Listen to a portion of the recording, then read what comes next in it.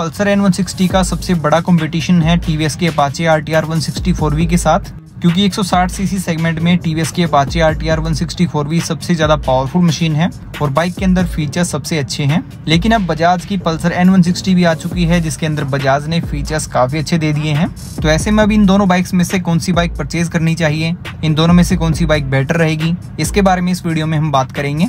So guys, Bajaj की Pulsar N160 और TVS के अपाचे RTR 160 4V, इन दोनों बाइक्स के कंपैरिजन में हम सबसे पहले बात करते हैं दोनों बाइक्स के इंजन के बारे में। तो बजाज की पल्सर N160 के अंदर 164.82 सीसी का 4 stroke single cylinder oil cooled 2 valve engine है और RTR 160 4V के अंदर 159.7 सीसी का 4 stroke single cylinder oil cooled engine है विद 4 वाल्व्स। तो एक तरफ N160 के अंदर 2 वाल्व्स हैं और RTR 160 4V के अंदर 4 वाल्व्स हैं और इसी वजह से RTR 160 4V की आउटपुट फिगर्स N160 से ज़्यादा अच्छी हैं।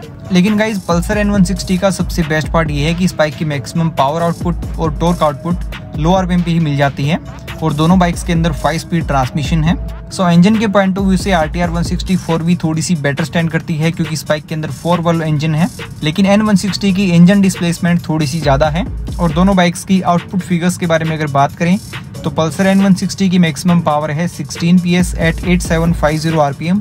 RTR 160 4V की मैक्सिमम पावर है 17.63 PS एट 9250 RPM। सो RTR 160 4V की मैक्सिमम पावर आउटपुट थोड़ी सी ज़्यादा है, लेकिन N160 की maximum power output low RPM पे मिल जाती है।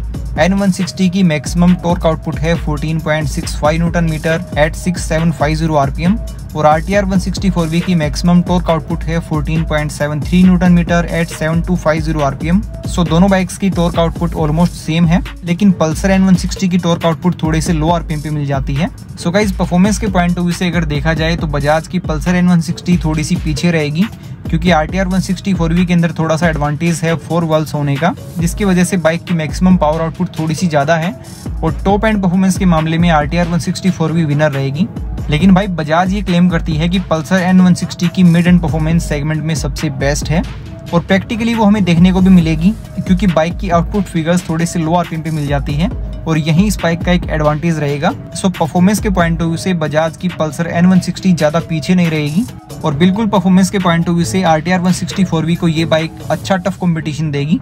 और दोनों बाइक्स के अंदर टेलीस्कोपिक फ्रंट फोक्स हैं, रियर में pre load adjustable monoshock suspension है और ब्रेकिंग सिस्टम के बारे में बात करें तो दोनों बाइक्स के अंदर फ्रंट और रियर में डिस्क ब्रेक है। लेकिन RTR 160 4V के अंदर स्टैंडर्ड सिंगल चैनल ABS है और पल्सर N160 के अंदर सिंगल चैनल ABS का भी ऑप्शन है और डुअल चैनल ABS का भी ऑप्शन है, जो RTR 160 4V के अंदर नहीं है।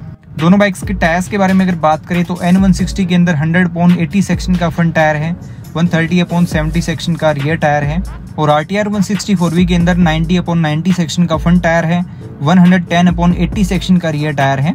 लेकिन जो इस बाइक का टॉप मॉडल है उसके अंदर 130/70 सेक्शन का रियर टायर दिया गया है। सो बजाज की पल्सर N160 के अंदर स्टैंडर्ड मॉडल में ही काफ़ी अच्छे टायर्स देखने को मिल जाते हैं, लेकिन RTR 160 4V के स्टैंडर्ड मॉडल के अंदर उतने अच्छे टायर्स नहीं हैं। डायमेंशंस के बारे में बात करें तो N160 की सीट हाइट है 795 mm, RTR 160 4V की सीट हाइट है 800 mm, N160 का ग्राउंड क्लियरेंस है 165 mm, RTR 160 4V का ग्राउंड क्लियरेंस है 180 mm, N160 की फुल टैंक कैपेसिटी है 14 लीटर्स की और RTR 160 4V की फुल टैंक कैपेसिटी है 12 लीटर्स की। N160 के सिंगल चैनल ABS वेरिएंट का वेट है 152 kg, dual channel ABS variant का वेट है 154 kg और RTR 160 4V का वेट है 145 kg। और गाइस, माइलेज के बारे में बात करें तो N160 के अंदर आपको माइलेज थोड़ी सी बेटर देखने को मिलेगी, क्योंकि इस बाइक के अंदर 2 वाल्व्स हैं। N160 के अंदर आपको 45 to 50 kmpl की माइलेज मिल जाएगी और RTR 160 4V के अंदर आपको 45 kmpl के आसपास की माइलेज मिलेगी और N160 की फ्यूल टैंक कैपेसिटी भी थोड़ी सी बेटर है, जिसकी वजह से फ्यूल टैंक को फुल कराने के बाद N160 के साथ आप ज़्यादा डिस्टेंस कवर कर सकते हो। अब बात करते हैं दोनों बाइक्स के इलेक्ट्रिकल फीचर्स के बारे में। तो दोनों ही बाइक्स के अंदर LED हेडलाइट है, लेकिन पल्सर N160 के अंदर LED प्रोजेक्टर हेडलाइट है with day time running LED DRLs और RTR 160 4V के अंदर कन्वेंशनल टाइप के LED हेडलाइट है with LED DRLs। Pulsar N160 के अंदर एनालॉग प्लस डिजिटल टाइप का इंस्ट्रूमेंट कंसोल है जैसा N250 के अंदर है, लेकिन RTR 160 4V के अंदर फुली डिजिटल इंस्ट्रूमेंट कंसोल है। गाइज, वैसे तो फुली डिजिटल इंस्ट्रूमेंट कंसोल देखने में ज्यादा अच्छा लगता है, लेकिन पल्सर N160 का इंस्ट्रूमेंट कंसोल भी देखने में काफी अच्छा लगता है। दोनों बाइक्स के अंदर रियर में LED टेल लाइट है, दोनों बाइक्स के अंदर स्प्लिट सीट्स दी गई हैं दोनों बाइक्स की पिलियन और राइडर सीट काफी कंफर्टेबल हैं। दोनों बाइक्स के अंदर स्प्लिट टाइप के ग्रैब रेल्स हैं और दोनों बाइक्स के ओवरऑल लुक्स, डिजाइन और स्टाइल काफी अच्छे हैं। लेकिन भाई डिजाइन और स्टाइल सबकी अपनी अपनी चॉइस होती है और मैं पर्सनली बताऊं तो मुझे बजाज की पल्सर N160 लुक्स के मामले में थोड़ी सी बेटर लगती है, क्योंकि पल्सर N160 के अंदर बजाज ने बिल्कुल सेम N250 वाले लुक्स दे दिए हैं, जिसकी वजह से बाइक दिखने में एकदम मस्त लग रही है। अब फाइनली बात करते हैं प्राइस के बारे में। तो पल्सर N160 के सिंगल चैनल ABS वेरिएंट का प्राइस है 1,23,000। RTR 160/4V के अंदर काफी सारे वेरिएंट्स हैं, जिसमें ड्रम ब्रेक वेरिएंट का एक शोरूम प्राइस है 1,21,000, डिस्क ब्रेक वेरिएंट का एक शोरूम प्राइस है 1,23,000 और इस बाइक के अंदर एक स्पेशल एडिशन भी अवेलेबल है जिसका प्राइस है 1,27,000 और पल्सर N160 के अंदर डुअल चैनल ABS वेरिएंट का एक शोरूम प्राइस है 1,28,000। सो गाइस, दोनों बाइक्स के सिंगल चैनल ABS वेरिएंट के अंदर प्राइस में कोई भी डिफरेंस नहीं है। दोनों बाइक्स के सिंगल चैनल ABS वेरिएंट का प्राइस 1,23,000 है और दोनों बाइक्स के सिंगल चैनल ABS वेरिएंट का ओनरोड प्राइस आपको 1,40,000 रुपए के आसपास देखने को मिलेगा। लेकिन RTR 160/4V के अंदर एक स्पेशल एडिशन भी अवेलेबल है, जिसके अंदर adjustable brake lever, adjustable clutch lever, riding modes, rear radial tyre ऐसे फीचर्स दिए गए हैं, जिसका प्राइस 1,27,000 है। लेकिन बजाज ने पल्सर N160 के अंदर एक डुअल चैनल ABS वेरिएंट भी दे दिया है, जिसके अंदर फ्रंट सस्पेंशन का साइज थोड़ा बड़ा है और साथ में डुअल चैनल ABS भी मिल रहा है